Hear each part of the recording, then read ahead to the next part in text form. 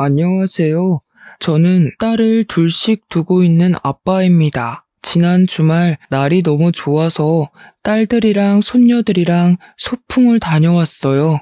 집안에서 홀로 남자인 저는 우리 사랑하는 식구들의 기사 노릇을 톡톡히 하며 즐겼던 날이었습니다.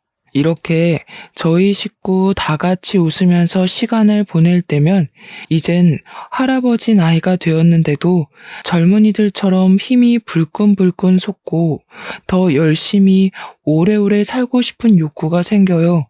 우리 애들이 제 삶의 이유라는 겁니다. 이 사랑스러운 아이들이 태어날 때부터 계속 그렇게 웃기만 하는 세월이었다면 얼마나 좋았을까 하는 아쉬움이 좀 있네요. 사람 인생이란 게 그럴 수 없다는 걸 알잖아요. 현재 너무 행복해서 가끔은 가슴 아팠던 일들을 잊고 일평생 행복했구나, 그렇게 착각이 들기도 하는데요. 이런 저희 식구들에게도 가슴 아픈 사연이 좀 많습니다. 그중 일부를 오늘 이 공간에서 들려드릴까 합니다. 제게 있는 딸 둘은 2살 터울이에요. 장녀가 먼저 결혼을 했는데 결혼한 지 4년째에 이혼을 하고 저희 집에서 같이 살고 있습니다. 원래는 결혼이 좋다고 여기저기 추천하던 딸이었는데 불과 4년 만에 이혼이라는 파격적인 불행을 겪고 절대 재혼하지 않겠다고 마음이 돌아선 상태예요. 사위되던 놈이 바람이 나서 이혼을 한 거였거든요. 마음 안 좋게도 장녀에겐 딸이 하나 있는데 손녀가 가끔씩 아빠가 보고 싶다고 할 때마다 제 가슴이 다 아팠습니다. 장녀가 받은 이혼의 상처는 동네인 막내에게 따끔한 잔소리가 되어 돌아갔어요. 당시 아직 미혼이었던 막내에게 결혼은 하되 최대한 늦게 하거나 웬만하면 하지 말라고 틈날 때마다 추천을 했죠. 그걸 보면서 저는 아무런 조언도 보탤 수가 없었습니다. 사실 너무 기막힌 얘기겠지만 저도 이혼을 한 처지였거든요. 저 또한 장녀처럼 배우자의 불륜으로 이혼을 하게 된 경우였는데 불행 중 다행이었던 건 제 전처되는 사람은 스스로 능력을 키울 생각 없이 남자의 돈에만 기생해서 사는 성격이었기에 친권을 제가 가져올 수 있었습니다. 그래서 유일하게 집에서 남자인 저는 늘 딸과 손녀를 위해 살았어요. 어쨌든 사실 막내가 결혼을 하지 않겠다고 해도 이해를 해줄 수 있었습니다. 막내 입장에선 가족들이 전부 배우자의 불륜으로 이혼을 경험했는데 결혼에 대한 로망이 없는 게 당연하다고 생각했거든요. 저도 굳이 막내의 나이가 30살이 넘었더라도 결혼할 남자 없냐고 재촉하는 등 귀찮게 굴지 않았어요.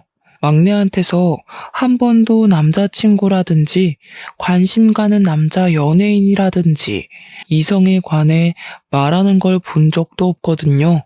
친구도 잘 안 만나는 것 같고 매번 손녀랑 시간 내서 노는 것 같아 솔직히 저는 암묵적으로 막내가 결혼 생각이 없구나, 그렇게 생각했습니다. 그런데 어느 날 정말 아무런 티도 안 내고 있던 막내가 갑자기 결혼할 남자가 생겼다고 식사 자리에서 말을 하더라고요. 뭐? 말도 없이 언제 만났대? 어떻게 만났는데? 뭐 하는 사람인데? 얼마나 만나고 결혼 결정하는 거야? 장녀가 알아서 질문을 해주는 덕에 저는 막내의 대답만 기다리면 되었습니다. 당연히 결혼 안 해도 상관없다고 했지만 이왕 한다면 제발 제대로 된 배우자길 바랬고 장인어른 되는 입장으로서 무조건 우리 딸 위해 뭐든 해주고 싶었어요. 막내가 언지를 주길 사위 될 놈이 성격 좋고 밝은 사람이라 하더라고요. 우리 막내 성격은 좀 소극적인 편이에요. 소위 말하는 집순이인데 자기 남자친구랑 있으면 많이 웃게 된다고 하길래 사실 일단 그거면 충분히 합격 조건이라고 생각했습니다. 사돈집 배경이고 뭐고 그저 우리 딸이 많이 웃을 수 있다면 저는 더 이상 바랄 게 없었어요. 저랑 장녀가 이혼을 겪었다 보니까 서로 영혼이 통하는 게 얼마나 중요한 건지 알겠더라고요. 제발 막내딸 결혼만큼은 저희처럼 실패가 없길 바랬습니다. 그래도 장녀 입장은 동생 앞날이 그저 걱정인가 봐요. 축하보다는 세상에서 제일 쉬운 게 사람 마음 변하는 거라고 섣부르게 판단하지 말라며 단단히 경고 먼저 해주더군요. 계속되는 장녀의 잔소리가 좀 그랬는지 막내가 좀 기분 상해하는 것 같길래 일단은 제가 시간 날 때 소개해달라는 말로 상황 무마시켰습니다. 그리고 어느 날 딸과 함께 우리를 찾아온 총각이 있었는데 키도 크고 복장도 깔끔한 데다가 웃음이 참 시원시원한 총각이더군요. 아시겠지만 그자가 바로 제 사위된 놈입니다. 사위는 일단 한마디로 우리에게 너무 잘했습니다. 점수고 말고 할 것 없이 막내딸뿐만 아니라 우리 식구 전체를 웃게 하는 특유의 재능이 있었어요. 중개사 사업 때문에 이런저런 사람을 많이 만난다더니 그래서 사람 상대할 줄 아는 것 같더라고요. 장녀는 사위의 재롱에 넘어갈 듯 말 듯 계속 경계했지만 막내와의 결혼을 반대하는 기색은 딱히 없었습니다. 그렇게 우리 막내딸의 결혼이 흔쾌히 성사되었고 분가를 하게 되었어요. 집에서 한 사람 겨우 없어졌을 뿐인데 꽤나 허전했습니다. 그래도 딸이 잘 살길 바래서 저는 여태 모아뒀던 목돈으로 예단비를 두둑하게 챙겨주었고 사위에게 고마운 마음과 우리 딸 잘 부탁한다는 의미로 차도 한 대 사주었어요. 막내는 사위랑 지내면서 성격이 많이 적극적으로 변해갔습니다. 원래 집에 전화를 잘 안 하는 무뚝뚝한 딸이었는데 결혼을 하고 나서는 거의 일주일에 3-4번 안부 전화를 하더군요. 그리고 어느 날 딸이 임신을 하게 되었다는 소식도 전화를 통해 듣게 되었어요. 너무 기뻐서 그 소식을 듣자마자 막내 얼굴을 보러 가려고 했습니다. 그런데 제 마음을 알아준 건지 그 주 주말에 사위랑 딸이 집을 찾아왔더라고요. 고생 많았네 공서방. 앞으로 바쁜 사람이 더 바빠지게 생겼구먼. 그래도 좋은 소식이 일찍 들려서 내가 얼마나 기쁜지 몰라. 아유, 제가 뭐 한 게 있나요? 앞으로 고생은 다 가은이가 할 텐데 걱정이에요. 저도 제 나름대로 최선은 다할 거지만 남편 역할 잘 못 해내면 어쩌나 그게 요즘 제일 큰 고민이기도 하고요. 장인어른이 좀 많이 알려주세요. 저희 부모님은 먼 지방에 계셔서 도움 청하기도 어렵네요. 당연하지. 앞으로 아빠라고 생각하고 얼마든지 나 찾아와도 돼. 어려워하지 말고 뭐든 필요하면 말만 하고.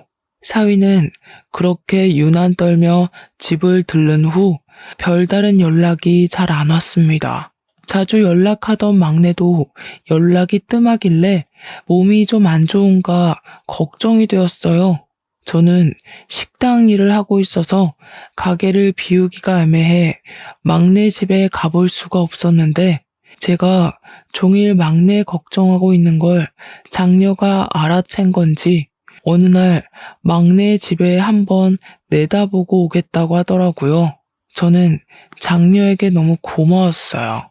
가는 김에 막내딸이 좋아하는 레드향 귤 좀 사가라고 돈도 쥐어줬습니다. 그렇게 막내 집을 다녀온 장녀가 잠깐 옷 갈아입는 사이 5살짜리 첫째 손녀가 혼자 막 종알종알 대었는데 제가 응?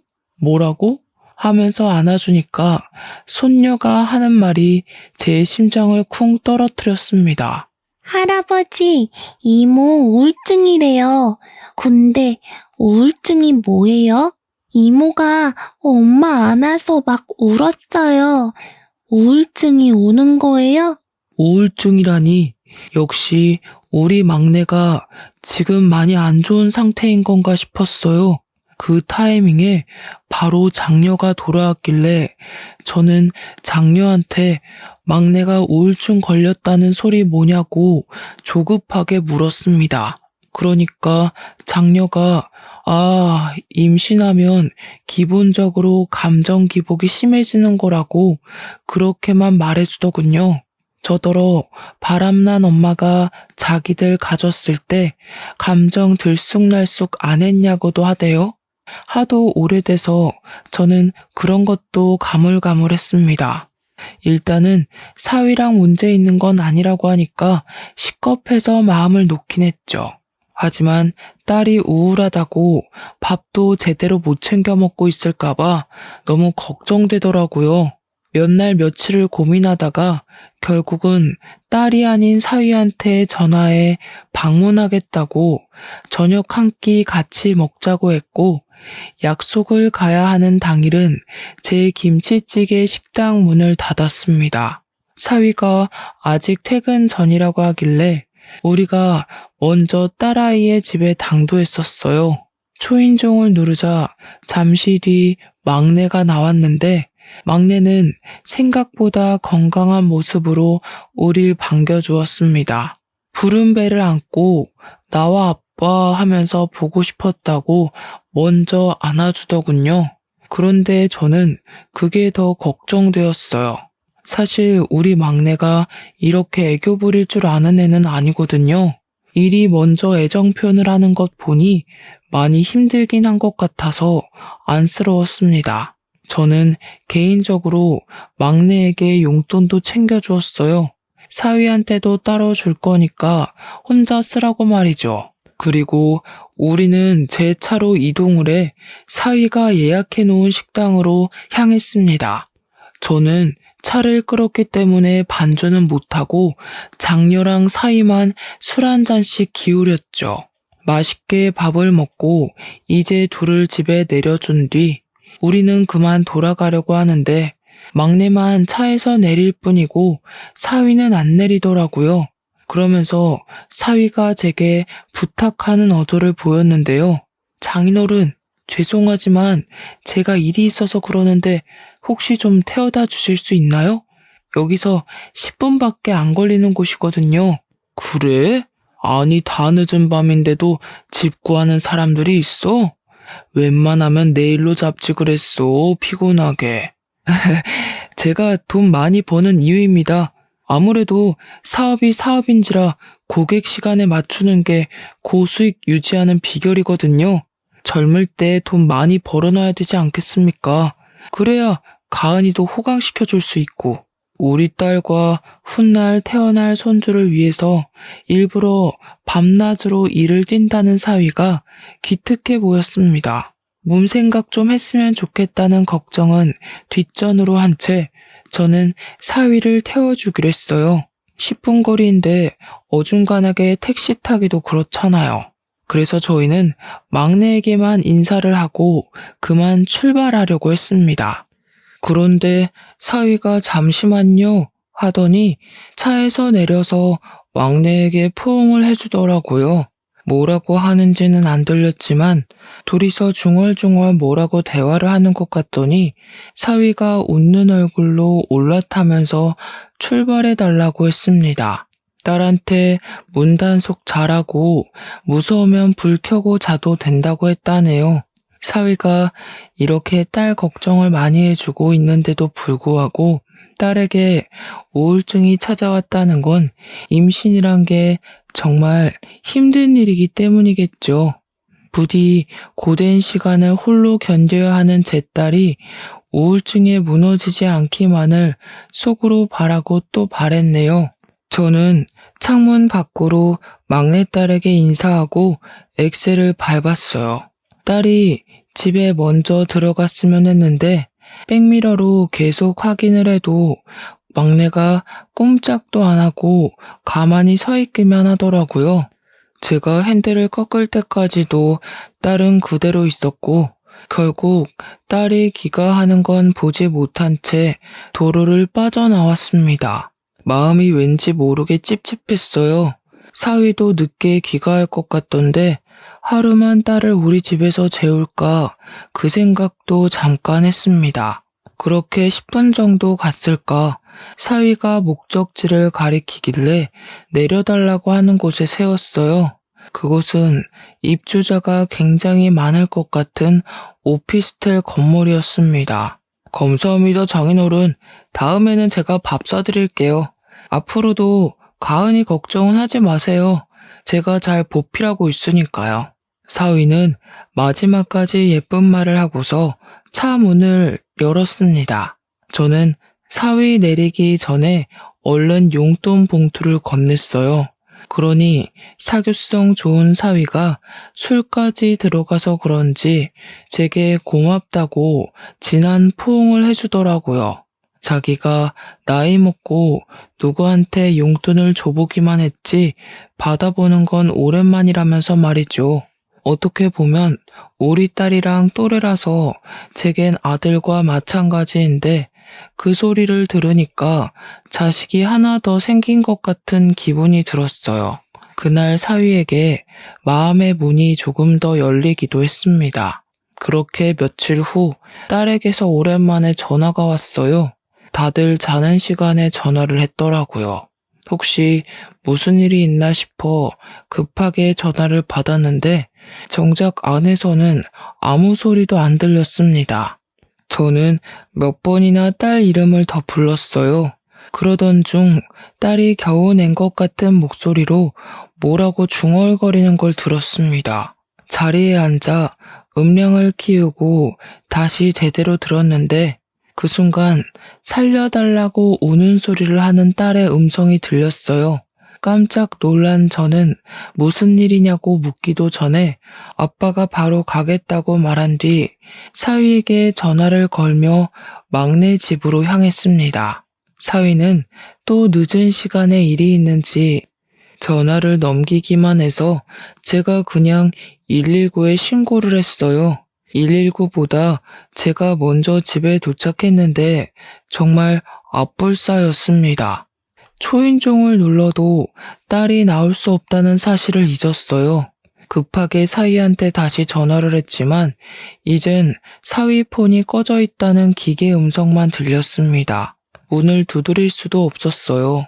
그런다고 딸이 나올 수 있는 상황도 아니었고 주민들만 다 깨울 뿐일 테니까요. 그래도 다행히 119를 빨리 불렀던 탓에 5분은 넘기지 않고 문을 딸 수 있게 되었습니다. 물론 그 5분마저 제겐 5시간 같은 느낌이었지만 말이에요. 소방관이 문을 따주자마자 제가 제일 먼저 안으로 들어갔습니다. 침대 아래로 쓰러져 있던 딸은 이미 의식 불명이었고 양수가 터져서 침대랑 옷이 다 젖어 있었습니다. 저는 의식 없는 딸을 붙잡고서 눈 좀 떠보라고 만졌는데 소방관이 딸의 상태를 체크하더니 빨리 병원으로 옮기는 게 급선무라고 들것에 싣고 나섰어요. 그렇게 병원에 내려서 저는 딸아이 한번 만져볼 틈도 없이 수술실로 보내야 했습니다. 딸이 수술실을 들어가는 사이에도 내내 의식을 못 찾아서 제가 얼마나 속이 터졌는지 몰라요. 너무 상황이 위급하니까 의사한테 무슨 일이 일어났다는 건지도 못 들었잖아요. 양수가 터져도 괜찮은 건지 우리 딸이 혹시 많이 위태로운 상황은 아닌지 그런 걸 전혀 알지를 못했으니 하염없이 기다리는 그 시간이 정말 지옥 같았습니다. 그저 수술이 무사히 끝나기만을 바라는 게 제가 할 수 있는 최선의 기도였어요. 다행히도 제 목숨이 달아나는 일은 일어나지 않았습니다. 개운한 얼굴로 나온 의료진들이 제게 딸과 손녀 목숨에는 지장이 없다고 말씀해 주셨어요. 대신 딸 뱃속에 있던 손녀는 조기 출산이라서 바로 인큐베이터 행이 되었다고 합니다. 일단은 둘 다 살아서 얼마나 하늘에 감사했는지 몰라요.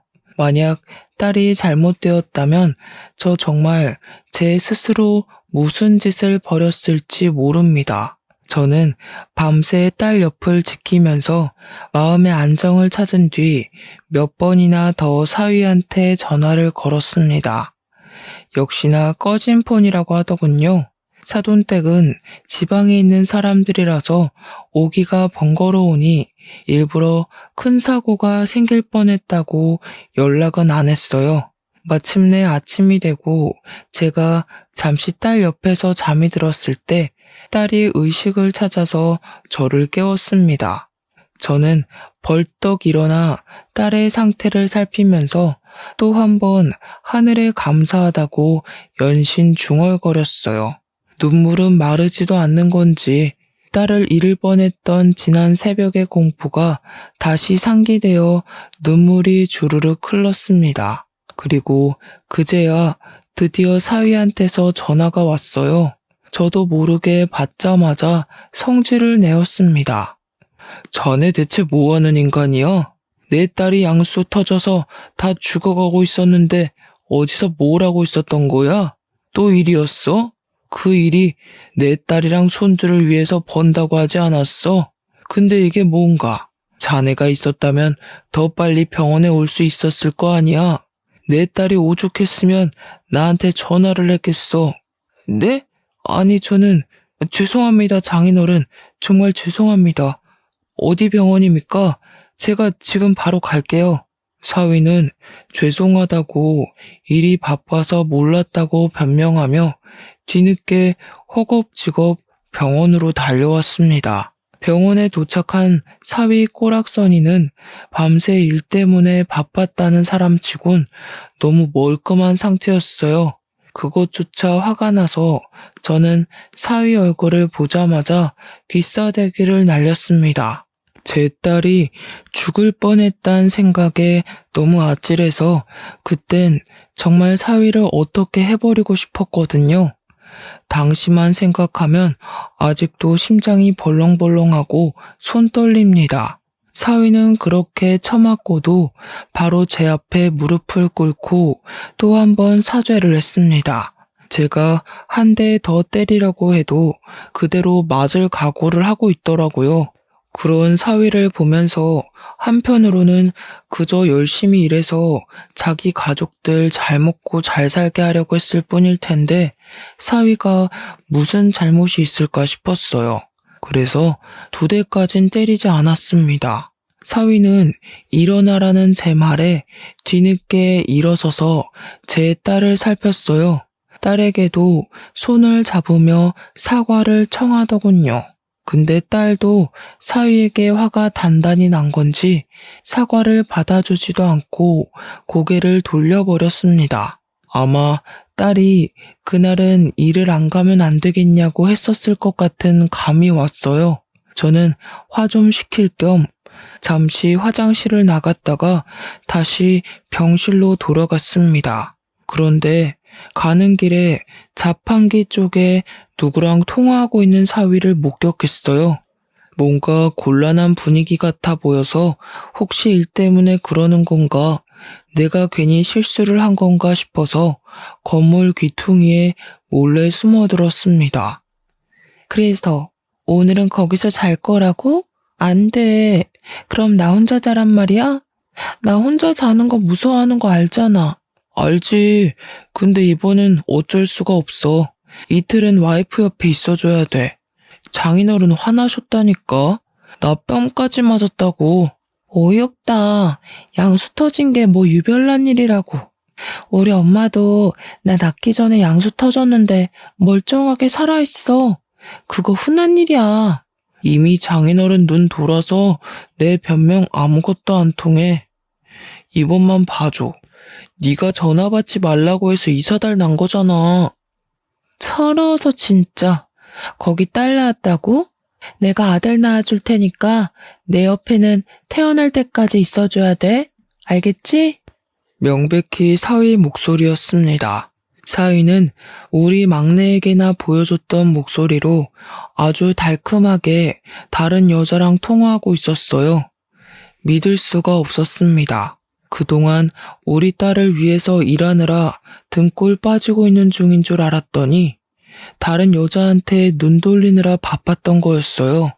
화가 치밀어 한 발자국도 떼지 못했더니 통화를 마치고 오는 사위와 그대로 마주쳤습니다. 사위는 악소리를 지르며 혼자 나자빠지더군요. 그 꼴은 도둑이 제발 저려 쫄아있는 모습과 같았습니다. 뭘 그렇게 놀라나? 누가 보면 죄 지은 줄 알겠어. 나 몰래 뭐 허튼 짓이라도 했던 거야? 아니요. 그럴 리가요. 근데 언제 오셨어요? 방금 오신 거예요? 사람 실없기는. 그럼 방금 왔지. 내가 뭐하러 여기 가만히 서 있었겠어? 아까 때린 건 미안했네. 내가 너무 흥분해서 그랬던 거니까 자네가 이해해줘. 분명 충격적이고 놀랄 일이었지만 일단은 사위의 불륜을 당장 아는 체를 하면 안 될 것 같아 더 너털하게 웃어 보였습니다. 사위는 저를 경계하는 것 같다가도 제가 우리 딸 좀 잘 부탁한다고 손을 잡아주니 금방 본래 가면으로 돌아오더군요. 사위는 바로 우리 딸 곁을 지키러 자리를 뜨고 저는 그 가식적인 모습에 너무 열이 받아서 사위 나가자마자 표정 싹 바꾸고 어딘가로 전화를 걸었습니다. 과거에 제 이혼과 장녀 이혼 상담을 맡아줬던 변호사에게 연락했어요. 이혼 전문 변호사에게 이혼 사건으로 3번이나 의뢰를 하는 건 사실 정말 창피한 일이라고 생각을 하는데요. 덕분에 변호사란 귀한 인맥을 얻지 않았나 싶긴 하네요. 그 변호사도 변호사 되고 제가 첫 의뢰였다고 하더라고요. 제 이혼권을 담당했을 땐 생초짜였는데 장녀 이혼권에서는 제법 신입의 티를 벗었었고 이번에 막내 건으로 연락했을 땐 아주 장성한 변호사 팀장으로 성장했더라고요. 어떻게 보면 참 아픈 인맥이지만 그래도 저와 장녀를 대차게 승소시켜준 변호사이기에 저와 잘 지내고 있는 사이였습니다. 아직도 그 변호사에게는 고마워서 제가 변호사님이 가게로 오면 음식을 공짜로 대접하기도 했죠. 우선 간단한 안부를 주고받은 다음 저는 바로 막내 사정의 사실을 알렸고 변호사는 제게 이것저것 조언을 해주었습니다. 저는 사위가 불륜이라는 것이 정확하게 드러나면 뒤도 안 돌아보고 당장 이혼시킬 생각이었어요. 변호사가 알려주길 2번이나 이혼 소송을 해보셔서 잘 아시겠지만 일단 무조건 증거를 많이 확보해야 한다고 하더군요. 그 뒤로 저는 식당을 장녀에게 맡기고 손녀가 어린이집을 간 시간만 자리를 비워서 사위를 미행했습니다. 사위랑 막내 사는 신혼집은 1층이 부동산 사무실이고 2층이 자가인 집인데요. 사위는 출근을 1층으로 해서 서류를 진행했고 미팅이 있으면 외출하는 듯 했는데 외출이 절반 이상이었어요. 그래서 사실상 사위의 공간을 침범하는 데는 어렵지 않았습니다. 그리고 사위가 외출하는 시간을 며칠간 지켜보면서 어느 시간대에 밖을 나서고 움직이는지 파악했습니다. 우선 막내딸에게 먼저 찾아갔는데 막내는 자기 딸을 재운 후 겨우 잠들어 있었습니다. 그리고 저는 막내에게 제가 알고 있는 사실들을 솔직하게 물어봤어요. 그렇잖아도 위태롭던 막내딸은 제가 묻자마자 얼굴이 일그러지며 눈물을 터뜨리더군요. 이놈 새끼가 이런 쓰레기짓 하고 다녔는데 왜 말 안 했어? 아빠한테 진작 말했어야지. 아빠는 네가 이렇게 힘들게 지내는 줄도 모르고 밑 빠진 독에 물이나 붓고 있었으니 가족이 있는데 왜 이걸 너 혼자 참고 있었어? 남편이 이거 고자질하면 친정까지 손봐줄 거라고 협박하잖아. 남편 돈 많은 거 알지? 그러다 나 때문에 아빠 식당 손해가면 어떡해? 우리 딸도 지켜야 되고 내가 할 수 있는 게 없었어. 보니까 막내는 사위에게 협박당하면서 불륜을 강제로 숨겨주고 있었던 듯 했습니다. 너무 속상했어요. 이혼을 해본 사람 입장으로서 막내의 마음을 이해하지만 제가 충분히 힘이 되어 줄 수 있는데 막내가 오히려 저를 걱정해 줬더라고요. 좀 더 벌이가 괜찮아서 시위 같은 놈 쉽게 짓누를 수 있는 힘이 있었다면 막내가 저에게 과감히 기대었을까 문득 제 신세를 후회하기도 했습니다. 그렇다고 돈으로만 그 썩을 놈을 해결할 수 있는 건 아니잖아요. 돈이 있었다면 빙빙 둘러가지 않고 손쉽게 처리할 수 있었겠지만 빙빙 둘러가야 하는 만큼 더 고통스럽게 망하게 하겠다고 결심을 했어요. 저는 막내에게 사위랑 대화할 때마다 녹음하라고 그럼 내가 다 알아서 해주겠다고 일러뒀죠. 불쌍한 우리 막내딸. 저한테 잘 사는 모습 보여주려고 했는데 그저 미안하다고 울기만 하더군요. 좀 소극적이고 무뚝뚝하더라도 나쁜 소리 한번 안 해보고 산 착한 딸인데 그런 내 딸에게 이런 고충을 겪게 한 사위를 절대 용서하는 일은 없어야겠다고 다시 한번 마음을 다잡았습니다. 그 상놈 새끼 때문에 내 딸이 매일 눈물 흘렸을 걸 생각하니 저는 참고 참았던 부하가 치밀어 올라 눈에 뵈는 게 없어졌어요. 저는 딸에게 1층까지 딸 수 있는 마스터키를 받아서 내려갔고 사위가 오기 전에 사무실을 열고 들어갔습니다. 단 한 번도 도둑놈처럼 자물쇠를 따고 누군가의 공간을 침입한 적이 없었는데 이 세상이 더러운 놈에게는 더러운 방법으로 접근해줘야만 속 시원하다고 하는 것 같더라고요. 그렇게 몰래 침입한 사무실을 뒤졌는데 황당하게도 제가 뒤적거릴 필요도 없이 손쉽게 불륜 증거물을 찾을 수 있었습니다. 제 딸 말이 남편은 일적인 공간을 침해받는 걸 안 좋아해서 한 번도 1층에 내려가 본 적 없다고 하더군요. 그래서 그런지 사위 사무실은 그야말로 내 딸이 모르는 여자의 흔적이 덕지덕지 묻어 있었어요. 그냥 휴대폰 렌즈를 들이미는 곳마다 증거물이 쏟아졌어요. 속옷이나 머리카락, 여자 화장품, 같이 찍은 사진까지 아주 불륜 창고 그 자체라고 해도 과언이 아니었죠.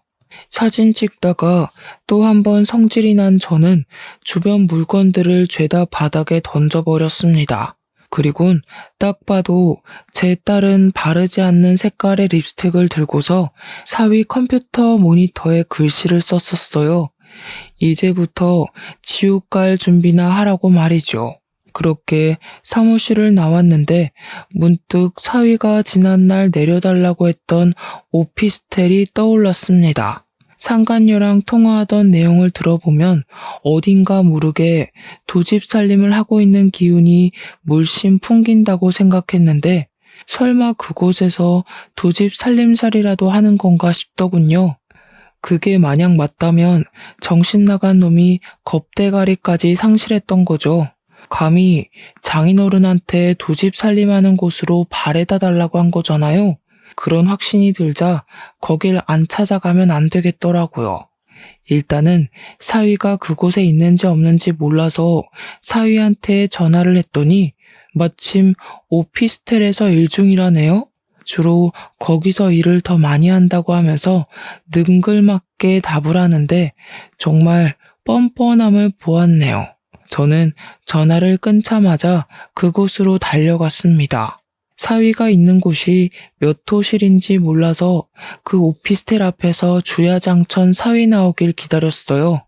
눈 빠지게 기다리던 순간 사위가 웬 아가씨랑 팔짱 끼고 나오는 걸 목격했죠. 직접 눈으로 보니까 과거의 제 이혼과 장녀의 이혼 트라우마까지 떠오르면서 손이 떨리더군요. 그래도 세 번째인지라 제법 저는 침착하게 대처를 할 수 있었습니다. 황급히 그걸 사진으로 찍어서 증거를 남겼죠. 그렇게 변호사랑 같이 증거 수집 및 고소 과정을 면밀히 살폈는데요. 제가 사위 직업이 잘 나가는 중개사라고 변호사한테 일렀던 적이 있었거든요.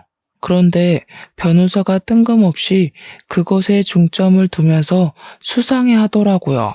아버님, 혹시 그 중개사가 개인 사익 없이 공정하게 거래를 하던가요? 어딘가 찝찝한 구석은 없었어요? 글쎄요. 제가 사위 일할 때 같이 있어 본 적이 없어서 그런 건 잘 몰라요. 일하는 척 하면서 불륜 저지른 것밖에는. 뭔가 다른 게 있는 거예요? 다른 게 있을 확률이 클 것 같네요. 이런 부류의 사람들은 대개 공정한 거래는 안 할 겁니다. 이건 제가 따로 알아보고 연락드릴게요.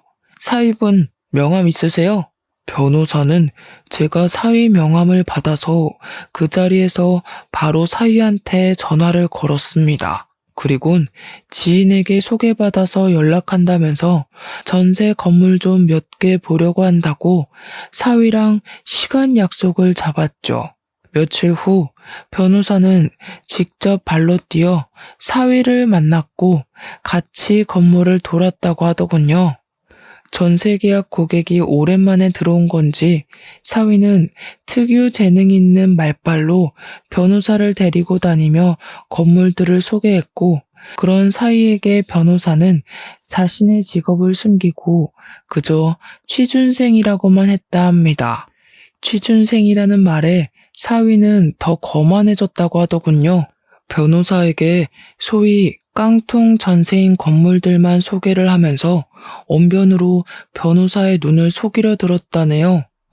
누가 봐도 여기다 전세금을 내고 계약을 하면 돈을 돌려받지 못할 게 뻔한데도 마치 대단한 건물인 척, 없어서 계약 못하는 건물인 척 변호사한테 사기를 치며 거래를 시도했다고 합니다. 그때 임대인도 같이 있었는데 사위랑 같이 손잡고 뻔뻔하게 변호사를 사기 행위를 했대요. 모든 걸 녹음하고 있던 변호사는 그걸 토대로 다시 사무실에 돌아와 사기죄 또는 사기 방조죄 등 형사 처분까지 준비를 했습니다. 변호사는 이 증거들을 토대로 사위를 구속시키고 중개사 자격을 박탈시킬 수 있는 전세 사기로 고소를 할 예정이래요.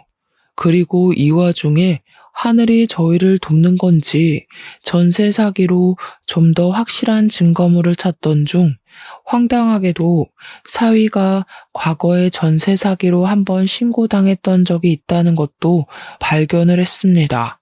그때는 합의가 이루어졌는지 피해 금원을 피해자에게 돌려주면서 상황이 크게 안 커진 듯 보였어요. 이미 신고를 당했음에도 똑같은 짓을 또 하다니 사위를 너무 믿었던 지난날의 과오가 너무 후회가 되었어요. 당연히 저는 사위와 합의를 볼 생각이 없었습니다. 변호사도 이런 상습적인 놈에게는 합의로 넘어가주면 안 된다면서 분명 신고당한 것 말고도 여러 번 사기를 저질렀는데 안 걸리고 있는 놈일 거라고 추측하더군요. 만약 이게 사기 혐의가 인정되면 10년 이하의 징역에 처해진다고 하는데 변호사가 사위는 상습 사기라서 아마 형량이 그 정도는 확정일 것 같다고 해줬어요. 역시 전문가의 눈과 손은 달라서 감탄했습니다. 저는 사위의 밥줄까지 끊을 수 있는 방법이 생기자 마치 속이 뻥 뚫린 것처럼 벌써 후련했어요. 이렇게 모든 준비를 끝내놓고 며칠 후 딸에게 전화를 했습니다. 딸도 제게 그간 사위랑 했었던 대화를 착실하게 녹취해서 저한테 보내주었어요. 녹취 속의 사위는 제 앞에서 보이던 목소리와는 확연히 달랐고 딸을 모욕하는 말과 상간녀를 두둔하는 발언을 거침없이 행하고 있었습니다. 제가 없는 그 잠깐 사이에 딸에게 이런 파렴치한 짓을 더 저질렀다는 것에 정말 정신을 놓고 싶더군요. 하지만 저는 사위를 더 괴롭게 만들 준비를 충분히 하였고 그것들은 100% 승소가 가능한 소송들이었으니 위안을 받았어요. 또 변호사가 제 딸이 사위한테 받은 정신적 손해도 배상 청구가 가능하다고 했어요. 사위의 꼼꼼하지 못한 부정행위들 덕분에 다행히 위자료는 자꾸만 치솟았습니다. 그렇게 저는 사위를 찾아갔는데 갈 때는 변호사와 경찰까지 대동해서 찾아갔어요. 사위가 또 오피스텔에 있다고 했습니다. 사실 그 앞에 가서 경찰들이 잠복을 하고 있었거든요. 저는 사위에게 줄 것이 있다고 잠깐 내려오라 했습니다. 사위는 제가 왔다는 소리에 놀라서 건물 밖으로 튀어나왔어요. 그리고 저는 지난날 그랬던 것처럼 사위를 보자마자 주먹을 날려버렸죠. 진작에 사기꾼 새끼라는 걸 알아봤어야 하는 건데 내 딸이 좋다고 해서 그저 합격이라 봐주건만. 앞으로 깜빵에서 10년 썩을 준비나 해라. 어떻게 할 짓이 없어서 짐승만도 못한 짓들만 골라서 하며 살았냐? 무슨 소리를 하시는 거예요? 일하느라 바쁜 사람 불러놓고 다짜고짜 폭력이라뇨? 장인어른이면 이렇게 아무 때나 사위 불러다가 주먹질로 패도 되는 겁니까? 제가 자꾸 참아주니까 호구로 보이세요. 한 번만 더 이러시면 저도 더는 장인어른이라고 안 봐줄 거예요. 일하느라 바쁘다고? 뻔뻔하게 장인어른한테까지 사기칠 만큼 간땡이가 부어 있었던 거냐? 얼마나 사기를 자주 쳤으면 이렇게 뻔뻔할 수가 있어. 네가 그동안 내 딸이랑 나한테 무슨 짓을 했는지 다 알고 왔어. 전세 사기도 쳤던 놈이라며? 앞으로 너한테 돈 잃을 피해자들처럼 너도 돈에 쪼들려 살아봐라. 사위는 제가 모든 사실을 다 알고 있는 것에 상당히 충격을 먹은 듯한 얼굴이었습니다. 자기가 나름 숨겼던 전세 사기 언급까지 나오니 제가 자신의 불륜 일까지 알고 있는 걸 눈치챈 것 같더라고요. 머리를 잘 굴리니까 눈치는 또 얼마나 빠르던지. 그래서 더는 변명하면 안 되겠다 싶었는지 바로 무릎을 꿇대요. 지나가는 사람들은 더 이상 신경 쓰지 않고 제게 싹싹 두 손을 빌기 시작했습니다. 장인어른이 뭘 알고 계시든 제가 다 잘못했습니다. 제발 신고만 하지 말아주세요. 저 가은이 남편이잖아요. 제가 지금 하고 있는 실수 다 알아서 정리할게요. 앞으로 제 돈으로 가은이랑 장인어른께 더 잘할게요. 저 여기까지 오느라 진짜 힘들었어요. 다른 사람 돈 뜯어가면서 올라간 자리면서 뭘 그렇게 대단한 위치에 있는 것처럼 떵떵거리나? 원래 그렇게 쉽게 얻은 위치는 쉽게 나락으로 가는 거야. 망할 거면 혼자 망해야지 어디 내 딸 인생까지 망치려고 봐달라고 해? 나는 절대 합의 봐줄 생각도 없으니까 괜히 소란 피우지 말고 경찰서 가자. 저는 그제야 잠복해 있던 경찰들을 불렀고 사위를 체포를 부탁했습니다. 사위는 경찰을 발견하자마자 빠릿빠릿하게 잔머리를 또 굴리더니 이미 자신의 회유가 소용없는 짓거리였다는 걸 안 것 같았어요. 갑자기 벌떡 일어나더니 도망을 치더라고요. 그래서 대낮에 느닷없이 경찰이랑 추격전 발생했습니다. 저는 이대로 사위를 놓칠까봐 전전긍긍하며 지켜봤어요. 제가 조금만 더 젊었더라면 당장 쫓아갔을 텐데 그게 아쉬웠습니다. 직진 방향으로 무작정 달리던 사위는 자꾸 뒤를 돌아보며 경찰을 살폈는데요. 마지막 지푸라기라도 잡는 심정으로 달리더라고요. 그런데 사위가 너무 뒤만 신경 썼던 탓인지 미처 앞에 도로가 있다는 걸 확인하지 못했고 그대로 빨간불 신호에 뛰어들었어요. 그만 달려오던 세단에 부딪혀서 사고가 생겨버렸습니다. 너무 놀란 저는 사위가 쓰러진 곳으로 달려갔어요. 사고 현장은 입을 틀어막아야 할 정도로 처참했습니다. 사위는 사고 지점에서 7m 날아간 곳에 추락을 했고 사위 때문에 교통 상황은 순식간에 아수라장이 되었어요. 급정지로 인한 사고 차량도 군데군데 발생했습니다. 심각해진 상황에 경찰은 119를 불러 사위 먼저 수습을 했고 뒤늦은 사고들 때문에 인력 지원에 나섰죠. 저는 사위와 같이 구급차에 실려와 병원으로 향했습니다. 사위는 급히 수술실로 이송이 되었으나 안타깝게도 뇌사에 빠지고 말았어요. 이 사실을 사돈댁에 전화해서 알릴 때 저는 사위가 우리 딸에게 무슨 짓을 했고 어떤 상황에서 일이 이렇게 되었는지 설명을 덧붙여서 전달했어요. 그랬더니 그 부모의 그 자식이라고 그동안 몰랐던 안사돈의 인품이 바로 드러나더라고요. 젊은 애들이 일을 하다 보면 지쳐서 딴 곳에 눈 돌릴 수 있는 거죠. 지금 그깟 불륜이 뭐라고 내 아들을 그렇게 만들었다는 거예요? 그리고 사기는 이미 지나간 일이라고요. 어떻게 장인어른이랑 사람이 사위를 그런 식으로 매장시킬 수가 있어요? 저야말로 분통이 나네요. 하마터면 양수 터져서 죽을 뻔한 내 딸 두고 딴 년이랑 바람이나 피고 있던 놈을 어느 장인이 가만두겠습니까? 그 자식 어떻게든 깜빵에 잡아 쳐넣으려고 했는데 저렇게 아무런 죗값도 못 치르고 병상에 누워있으니 저야말로 속이 터진다고요. 그래서 죽었어요? 며느라기가 죽었냐고요. 내 아들 평생 불구 만들어 놓고 사돈은 죗값 피해갈 수 있을 거라 생각해요? 내가 당신 살인자로 고소할 거야. 저를 고소할 돈이나 있을지 모르겠네요. 지금 그댁 아드님께서 저희한테 저질러 놓은 죄가 너무 많아요. 그거 위자료 다 배상하시려면 아드님 재산으로도 벅찰 텐데요. 잘 생각하세요. 어차피 패소하게 될 텐데 왜 굳이 돈을 써서 고소를 해요? 앞으로 아들 병원비만으로도 돈 나갈 일 엄청 많을 거잖아요. 내가 당신들 절대 그냥 안 둘 거야.